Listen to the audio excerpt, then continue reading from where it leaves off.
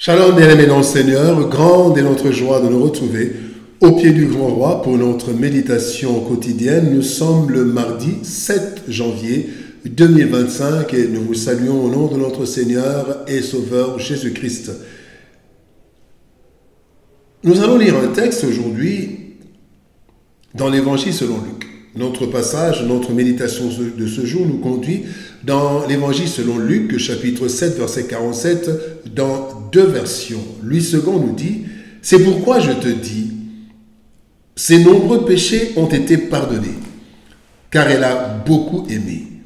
Mais celui à qui on pardonne peu, aime peu. » Parole de vie 2017 nous dit « C'est pourquoi je te dis une chose, ses nombreux péchés sont pardonnés, et c'est pour cela qu'elle a montré beaucoup d'amour. Mais celui à qui on pardonne peu, montre peu d'amour. » Amour et pardon. Amour et pardon, tel est le thème de notre méditation de ce mardi 7 janvier 2025. Bien-aimés dans le Seigneur, il y a des réalités qui sont liées et indépendantes dans la vie, interdépendantes. C'est le cas du pardon et de l'amour. Ces deux notions, donc le pardon, l'amour et le pardon, sont vraiment interdépendantes. En effet, l'amour produit le pardon. C'est ce qui explique notre salut. En effet, les offenses devraient être carrément sanctionnées et Dieu l'a fait dans le jardin d'Éden quand il a chassé Adam et Ève. Cependant, l'amour éternel de Dieu, au-delà de sa justice, de la justice divine, a produit encore le pardon qui a conduit au sacrifice suprême du Christ. Dans le texte du jour, le Seigneur nous présente un autre effet de l'amour. L'amour attire le pardon. Le cas de cette femme prostituée réputée nous édifie. La manifestation de son amour envers Jésus, pourtant méprisé par les hôtes du Christ, lui a valu le pardon de ses péchés. Luc chapitre 7 verset 48 nous dit « Et Jésus dit à la femme, tes péchés sont pardonnés. » Et le Christ de nous enseigner encore que le pardon produit l'amour. L'amour et le pardon sont donc étroitement liés. Voyons ce que le texte du jour nous enseigne. Premier point, parlons de l'amour qui produit le pardon. L'amour produit le pardon. Colossiens chapitre 3 verset 13 nous dit « Supportez-vous les uns les autres, et si l'un a sujet de se plaindre de l'autre, pardonnez-vous réciproquement, de même que Christ vous a pardonné, pardonnez-vous aussi. » Une personne offensée ressent de la peine qui peut aller malheureusement jusqu'à la haine. Et cela selon, le niveau de l'offense, ça dépend de l'offense, mais aussi ça dépend de la personne qui a été offensée, parce que tout le monde ne réagit pas de la même façon. Alors, pardonner n'est ni facile, ni automatique, même lorsqu'il y a demande de pardon. En effet, le pardon doit venir du cœur et non des lèvres. La force permettant de pardonner, c'est l'amour. Et la Bible nous le montre. Dans 1 Pierre chapitre 4, verset 8, la Bible dit « Avant tout, aimez-vous de tout votre cœur parce que l'amour efface beaucoup de péchés. » Et un deuxième texte dans 1 Corinthiens chapitre 13, verset 7 qui dit « En toute occasion, l'amour pardonne. L'amour fait confiance, l'amour espère, l'amour persévère. » Donc, en toute occasion, l'amour pardonne.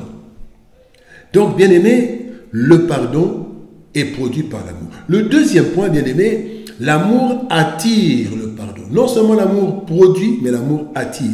Dans Luc chapitre 7, versets 37 à 38, la Bible dit « Et voici une femme pécheresse qui se trouvait dans la ville, ayant su qu'il était à table dans la maison du pharaon, du pharisien, apporta un vase d'albâtre plein de parfums et se tint derrière, aux pieds de Jésus. Elle pleurait.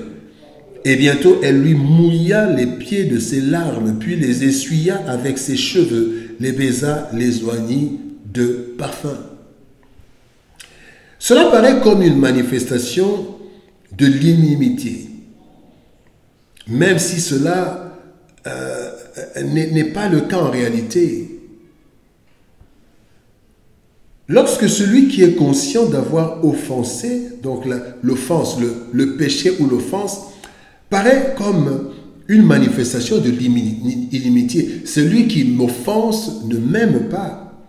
Même si ce n'est pas le cas. Alors, lorsque celui qui est conscient d'avoir offensé manifeste des actes d'amour, cela constitue une sollicitation de pardon. Une sollicitation voilée du pardon. Mais c'est aussi une preuve que la personne s'amende parce qu'elle exprime maintenant son amour. Et aussi, cela, c'est une preuve que l'offense n'était pas un signe d'inimitié. Peut-être c'était par inadvertance. Et la manifestation des signes d'amour peut attirer le pardon. Des gestes d'amour sincères touchent à coup sûr un cœur blessé qui finira tôt ou tard à accorder son pardon parce qu'on lui a manifesté l'amour. Voilà une deuxième signification de 1 Pierre chapitre 4 verset 8. La charité, donc l'amour, couvre une multitude de péchés. Parce que la personne manifeste son amour, il peut obtenir pardon.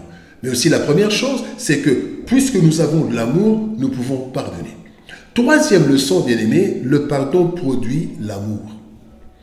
Luc 7, 41 à 43 nous dit, un créancier avait 2 débiteurs. L'un devait 500 deniers et l'autre 50. Il leur remit à tous 2 leurs dettes. Lequel l'aimera le plus? Celui, je pense, auquel il a le plus remis. Jésus lui dit, tu as bien jugé. Bien-aimé, l'amour produit et attire le pardon. Cela est vrai.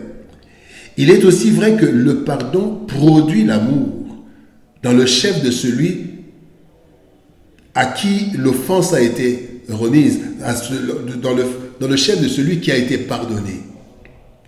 Cela est le cas pour nous qui avons été pardonnés alors que nous méritions la mort. Souvent, nous avons tendance à chercher à sanctionner le pécheur, parfois même à nous venger contre celui qui nous a offensés. Pourtant, notre pardon est capable de faire plus que notre vengeance. En effet, la vengeance peut abattre, décourager. La vengeance peut révolter. La vengeance peut changer superficiellement la personne par peur. Mais le pardon, bien-aimé, peut ramener à la raison. Le pardon peut faire naître l'amour par reconnaissance. La personne pardonnée va aimer. La Bible nous dit dans 1 Jean chapitre 4 verset 19, « Pour nous, nous l'aimons parce qu'il nous a aimés le premier. » En fait, cet amour divin s'est surtout manifesté par le pardon accordé aux pécheurs que nous étions. Donc, le pardon de Dieu a produit l'amour dans nos cœurs, l'amour pour lui, l'amour pour les autres. Bien-aimé dans le Seigneur, amour et pardon. L'offense produit la sanction, parfois même la vengeance. Donc, celui qui offense et celui qui sanctionne en sortent tous blessés. Cependant, l'amour pousse celui qui a été offensé à pardonner. Et ce pardon pousse celui qui a offensé à aimer. En définitive, celui qui a été offensé et celui qui a offensé en sortent guéris, fortifiés. Si nous désirons le pardon de Dieu ou des hommes, nous devons manifester un amour sincère qui exprime le regret de l'offense, ainsi que la repentance. Le récit de la femme prostituée nous donne une belle leçon sur la relation étroite entre le pardon et l'amour. Là où il y a l'amour, il y a le pardon, et là où il y a le pardon, il y a forcément l'amour qui naît. Aimons et pardonnons, aimons et nous serons pardonnés. Prions. Père de gloire, nous te bénissons et te rendons grâce pour ton amour et ta bonté. Merci Père, parce que c'est toi, ô Dieu de gloire, qui nous donne la capacité de pardonner par l'amour que tu mets dans nos cœurs. Aide-nous, Seigneur, ô Dieu de gloire. Aide-nous à aimer afin que nous soyons pardonnés, mais aide-nous aussi à pardonner afin que l'amour naisse du cœur de celui qui nous a offensés. Aide-nous, Seigneur de gloire, à aimer afin de pouvoir pardonner. Merci, Seigneur de gloire, pour cet amour que tu as mis en nous, qui produit le pardon. Et merci parce que par le pardon, Seigneur de gloire, par ton pardon, l'amour s'est produit en nous. Bénis ta parole et bénis ton peuple. Au nom de Jésus-Christ, nous avons ainsi prié, Père. Amen. Bien-aimés dans le Seigneur, que Dieu nous bénisse. Shalom, au revoir et par la grâce de Dieu, nous nous retrouvons demain pour une autre méditation au pied du grand roi. Shalom, au revoir et par la grâce de Dieu, à demain.